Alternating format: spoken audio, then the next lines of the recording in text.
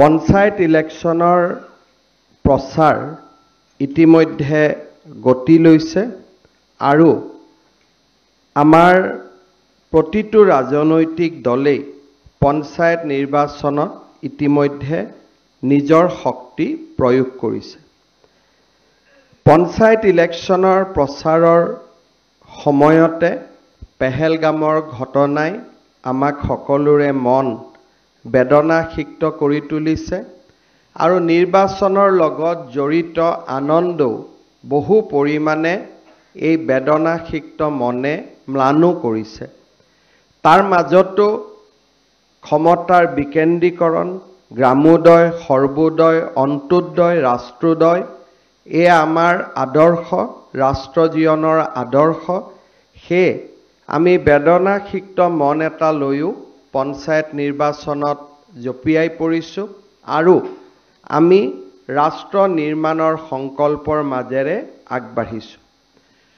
আমি সকলোৱে জানো যে প্ৰত্যেক 5 বছৰৰ মূৰত আমাৰ দেশত, আমাৰ ৰাজ্যত পঞ্চায়ত নিৰ্বাচন অনুষ্ঠিত হয় আৰু এই পঞ্চায়ত নিৰ্বাচনে তৃণমূল পৰ্যায়ত শাসন হস্তান্তৰ কৰে।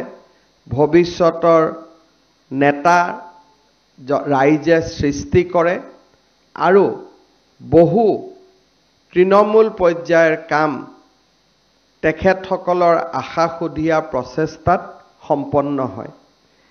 পঞ্চায়তৰ প্ৰতি থকা আমাৰ নিষ্ঠা আৰু আস্থাৰ বাবেই ভাৰতীয় জনতা পাৰ্টিৰ চৰকাৰে প্ৰতিটো পঞ্চায়ত নিৰ্বাচন উপযুক্ত সময়ত অনুষ্ঠিত কৰি আহিছে আৰু পৰৱৰ্তী সময়ত পঞ্চায়তসমূহক ক্ষমতাৰে শক্তিশালী কৰাৰো প্ৰচেষ্টা কৰিছে।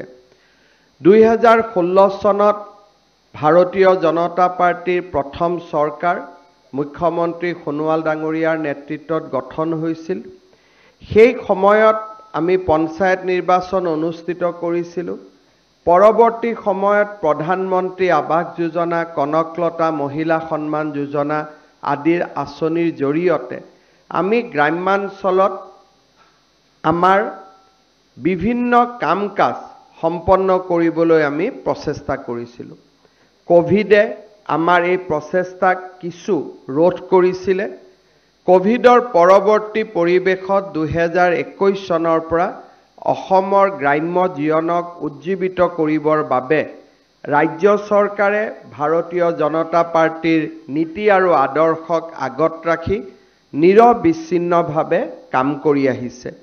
আজি আমাৰ গ্ৰাম্যাঞ্চলৰ ৰাস্তা ঘাট ধুনীয়া হৈছে, স্কুল কলেজ ধুনীয়া হৈছে, অংগনবাদী কেন্দ্ৰসমূহে নতুন প্ৰাণ পাই উঠিছে, প্ৰত্যেকখন গাঁৱলৈ বিজুলী যোগান সুনিশ্চিত কৰা হৈছে আৰু ইয়াৰ সমান্তৰালভাৱে গ্ৰাম্যাঞ্চলত যথেষ্ট সামাজিক ইনফ্ৰাষ্ট্ৰাকচাৰ নিৰ্মাণ কৰা হৈছে।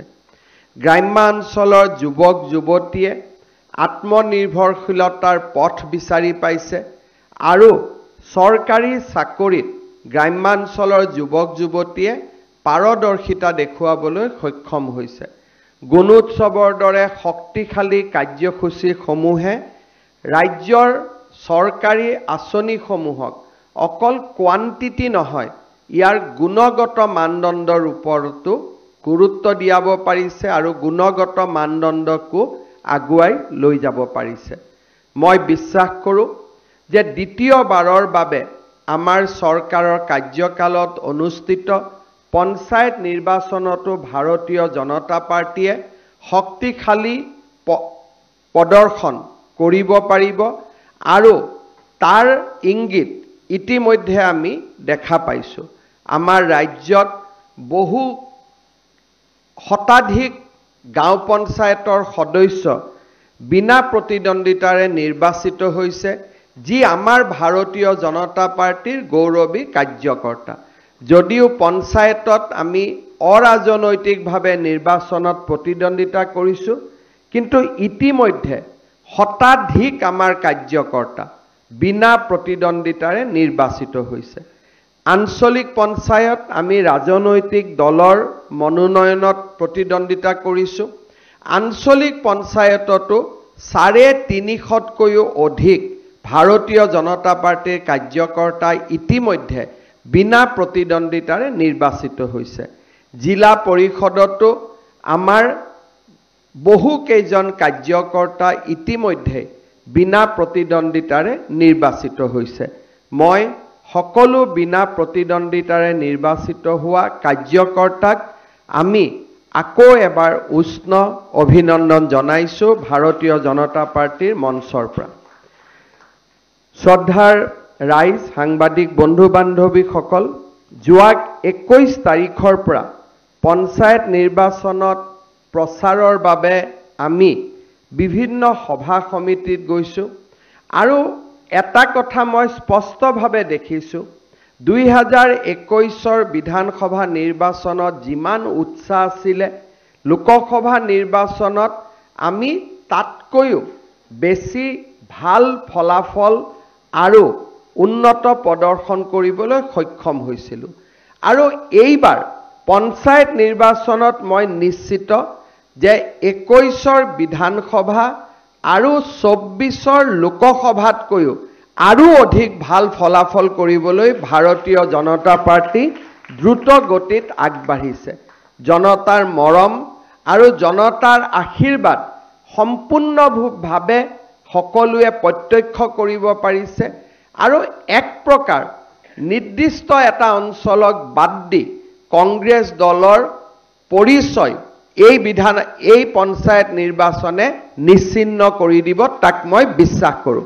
মাত্ৰ কেইখনমান জিলাত আৰু এটা বিশেষ যি আবেষ্টনী, সেই আবেষ্টনীৰ পৰা কংগ্ৰেছ দল ওলাই আহিব নোৱাৰে আৰু কংগ্ৰেছ দলক আমি এক প্ৰকাৰ ক'ব গ'লে এই নিৰ্বাচনত সম্পূৰ্ণৰূপে পৰাজিত কৰিব পাৰিম। যোৱা এসপ্তাহৰ নিৰ্বাচনী প্ৰচাৰ অভিযানত ৰাইজৰ মাজত গৈ মোৰ সেয়া অভিজ্ঞতা আৰু মই বিশ্বাস কৰোঁ যে এই নিৰ্বাচনৰ ফলাফলে ছেপ্টেম্বৰ মাহৰ বিটিচিৰ নিৰ্বাচন আৰু অহা বছৰ মাৰ্চ এপ্ৰিল মাহৰ বিধানসভা নিৰ্বাচনৰো এটা স্পষ্ট পটভূমি নিৰ্মাণ কৰিব আৰু সেই দিশত আমি আগুৱাই গৈ আছোঁ।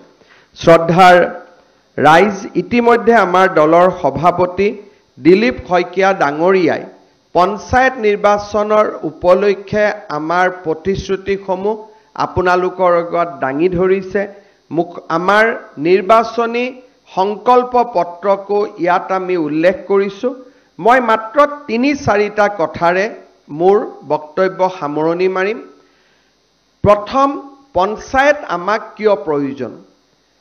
এইবাৰ আমি চিন্তা কৰিছোঁ যে আমাৰ গ্ৰাম্য জীৱনত আমি যিমান ৰাস্তা ঘাট নিৰ্মাণ কৰিছোঁ তাতকৈও ৰাইজৰ অনুৰোধ বা ৰাইজৰ দাবী আৰু বহুত বেছি আছে। ৰাইজে দ্ৰুত গতিত পথ নিৰ্মাণ গাঁৱত হওক তাক বিচাৰে। ইয়াৰ বাবে আমি নতুন কি ধৰণে আগুৱাই যাব লাগিব? আমি এটা চিন্তা কৰিছোঁ, যদি পঞ্চায়তৰ MGNREGA আৰু ৰাজ্য চৰকাৰৰ অগ্ৰাধিকাৰ পুঁজি এই দুইটাকে যদি আমি সিনাৰ্জাইজ কৰিব পাৰোঁ, অৰ্থাৎ দুইটাকে যাতে যদি আমি একেটা পটভূমিত থিয় কৰাব পাৰোঁ, আমি গ্ৰাম্য অঞ্চলত বহুত ৰাস্তা ঘাট বনাব পাৰোঁ। অৰ্থাৎ PWD ডিপাৰ্টমেণ্টে মেটেৰিয়েল দিব, গাঁও পঞ্চায়তৰ মহাত্মা গান্ধী NREGAৰ জৰিয়তে শ্ৰমিকে মজুৰি পাব। এই দুইটাৰ মাজত আমি যদি এক সিনাৰ্জি কৰিব পাৰোঁ, দুইখন আঁচনিক যদি আমি লগাব পাৰোঁ, আজি যদি আমি 2000 কিলোমিটাৰ ৰাস্তা বনাইছোঁ, অহা দিনত আমি 4000 কিলোমিটাৰ ৰাস্তা বনাব পাৰিম। সেইবাবে যোৱা কেইটামান দিন আগতে অনুষ্ঠিত হোৱা জিলা উপায়ুক্ত সন্মিলনত আৰু পৰৱৰ্তী সময়ত আমি কেবিনেটত সিদ্ধান্ত লৈছোঁ যে এইবাৰ গাঁৱত দ্ৰুত গতিত ৰাস্তা বনাবৰ বাবে আমি MGNREGA আৰু PWDৰ SOPD ডিপাৰ্টমেণ্টৰ ধনৰ আমি একেটা স্থানলৈ লৈ আহি এই ৰাস্তা ঘাট নিৰ্মাণৰ যেটো কাম আমি তাক আৰু অধিক দ্ৰুত কৰিম আমি ইয়াৰ এটা প্ৰয়োগ কৰিছিলো অমৃত সৰোবৰ আঁচনিত অমৃত সৰোবৰ আঁচনিত আমি MGNৰেগাৰ টকাও আনিছিলো আৰু ৰাজ্য চৰকাৰেও তাত টকা আবণ্টন কৰিছিলে MGNৰেগাৰ পৰা 30% ধন আমি পাইছিলো ৰাজ্য চৰকাৰে 70% ধন আগবঢ়াইছিলে ফলত আজি আমাৰ অসমত হেজাৰ হেজাৰ অমৃত সৰোবৰ আঁচনি আমি নিৰ্মাণ কৰিবলৈ সক্ষম হৈছিলো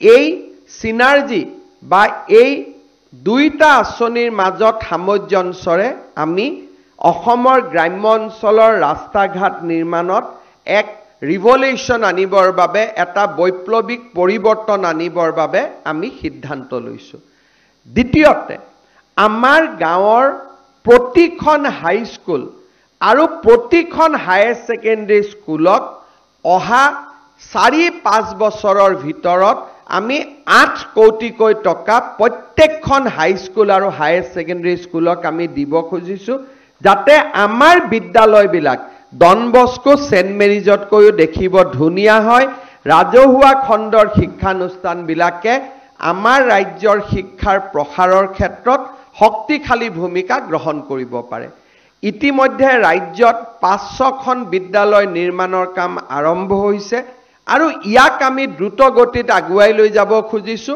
4000 বিদ্যালয় আৰু 8 কোটি টকা দি অৰ্থাৎ এই গোটেই আঁচনিখনত প্ৰায় 30,000 কোটি টকা আমি ব্যয় কৰিম যাতে আমাৰ গোটেই গ্ৰাম্যাঞ্চলৰ বিদ্যালয় বিশেষকৈ হাই স্কুল আৰু উচ্চতৰ মাধ্যমিক বিদ্যালয়বিলাকত এক চকুত লগা পৰিৱৰ্তন সম্ভৱ হয় তৃতীয়তে আমাৰ ভাৰতীয় জনতা পাৰ্টিৰ চৰকাৰখনে কি কৰিব পাৰে তাৰ কিছু পবিত্ৰ সংকল্প আমি ৰাইজৰ আগত দেখুৱাইছো আমাৰ অংগনবাদী কেন্দ্ৰসমূহ কংগ্ৰেছৰ দিনত পাৰৰ বাহৰ লগত তুলনা কৰিব পৰা আছিল যে পাৰ এটাও সোমাব তাত কষ্ট পাইছিলে আমাৰ লৰা ছোৱালী যোৱা দূৰৰ কথা আজি আমি 5000 অংগনবাদী কেন্দ্ৰ প্ৰত্যেকটো কেন্দ্ৰকে 25 লাখ টকা দি আমি সজাই পৰাই তুলিছো আজি দৃষ্টিনন্দন হৈছে আমি আশা কৰো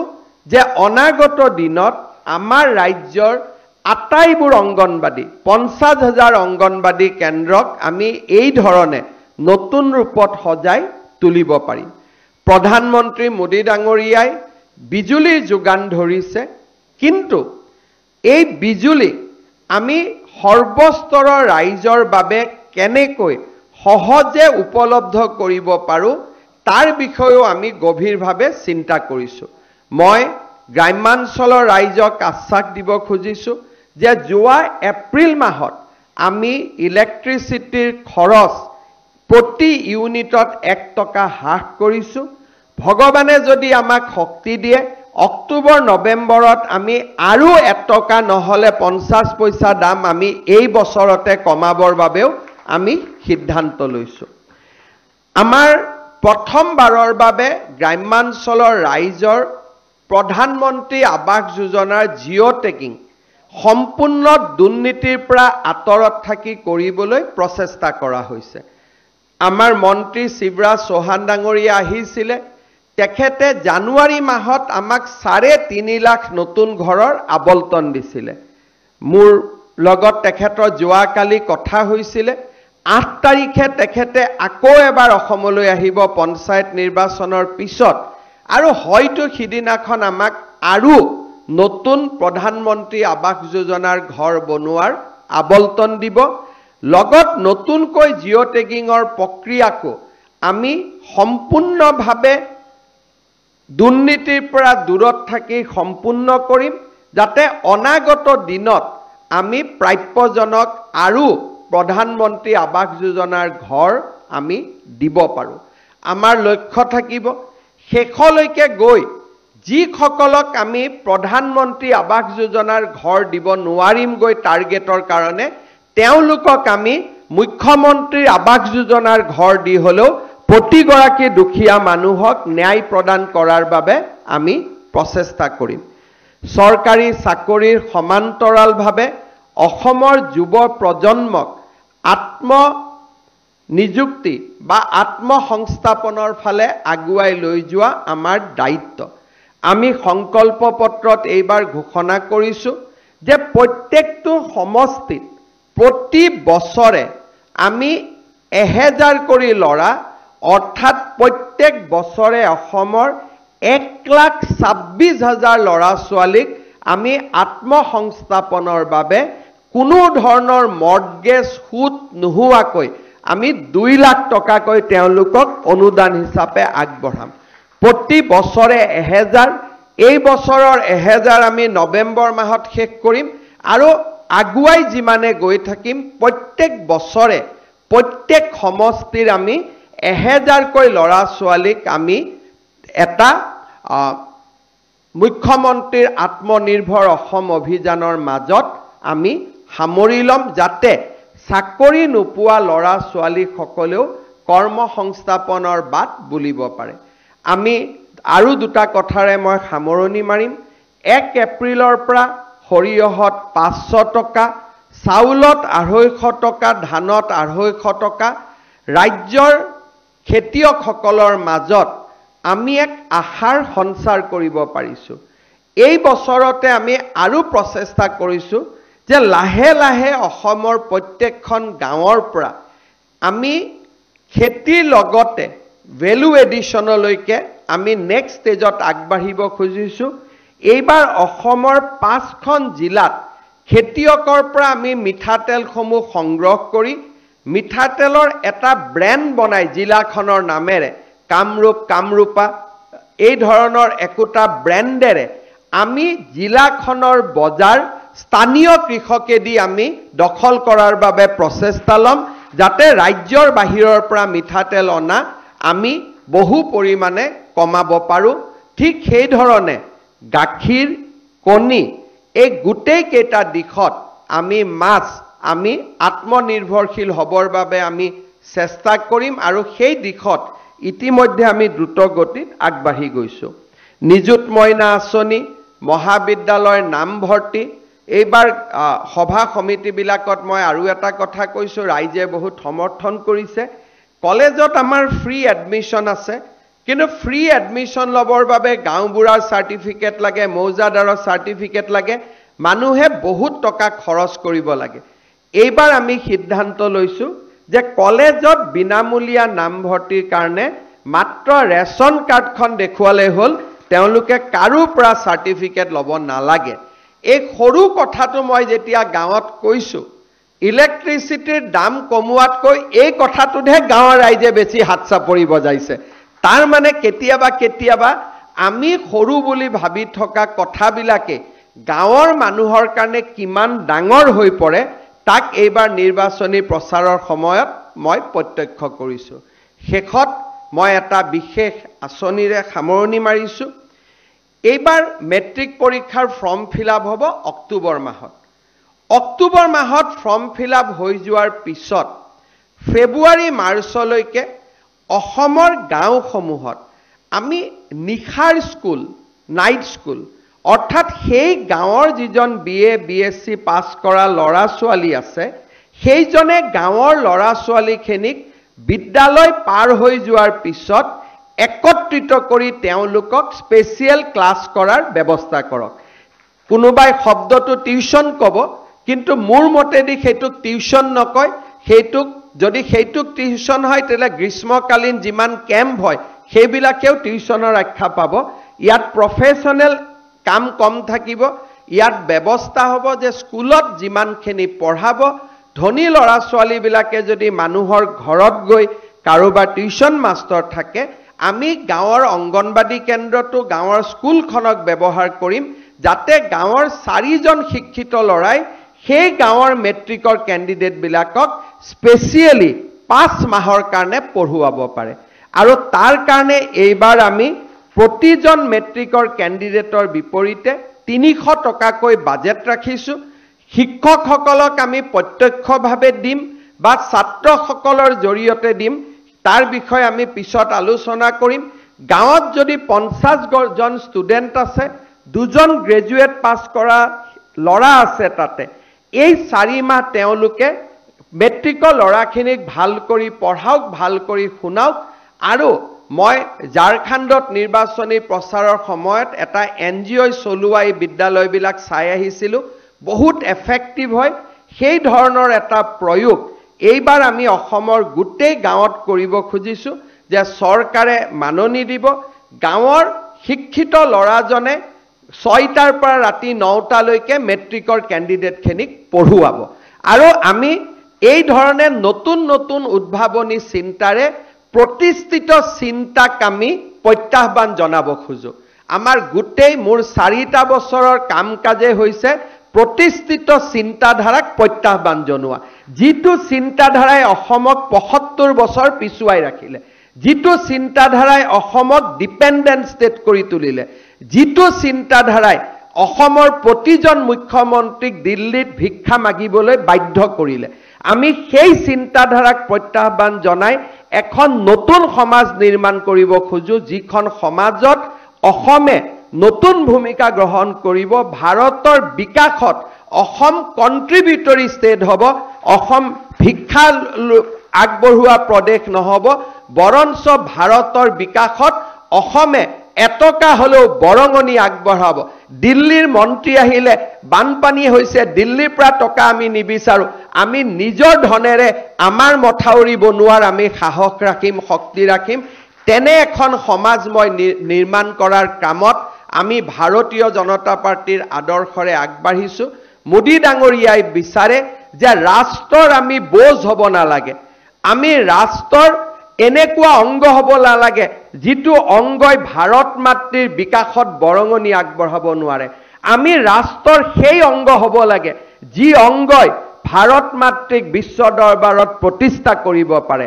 আজি যদি মানুহৰ শৰীৰৰ লগত তুলনা কৰিব খোজো, অসম ভাৰত মাতৃৰ হাওঁফাওঁ হ'ব লাগে, লিভাৰ হ'ব লাগে, অসম ভাৰত মাতৃৰ আটাইতকৈ শক্তিশালী অংগ হ'ব লাগে। আৰু সেই দিশেৰে আমি প্ৰতিষ্ঠিত চিন্তাধাৰাক প্ৰত্যাহ্বান জনাই, কালিও মই গুৱাহাটী ইউনিভাৰ্চিটিত কৈছোঁ যে অশান্তিৰ মাজত যিসকলে ইমান দিনে নিজৰ কাম কৰি আছিলে, তেনেকুৱা ব্যক্তিসকলৰ পৰিৱৰ্তে আমি অসমখনক আগুৱাই লৈ যাব লাগে। অসমখন যেতিয়া অশান্তি হৈ থাকে, চাৰিওফালে মানুহৰ মাজত এক নিৰাশাৰ পৰিৱেশ থাকে, আন্দোলনৰ পৰিৱেশ থাকে, তেতিয়া 50জন বা 60জন ব্যক্তিয়ে সেই নিৰাশাৰ পৰিৱেশৰ মাজত তেওঁলোকে নিজৰ ব্যৱসায় চলাব পাৰে, কাৰণ তেতিয়া তেওঁলোকৰ গুৰুত্ব বাঢ়ে। কিন্তু এখন ৰাজ্য যেতিয়া সমৃদ্ধিৰ ফালে যায়, এখন ৰাজ্যত যেতিয়া প্ৰতিজন মানুহে শক্তিশালী হয়, তেতিয়া 50জন মানুহে সুযোগ ল'ব নোৱাৰে, 3.5 কোটি মানুহে বিকাশ আৰু উন্নয়নৰ সুযোগ ল'ব পাৰে।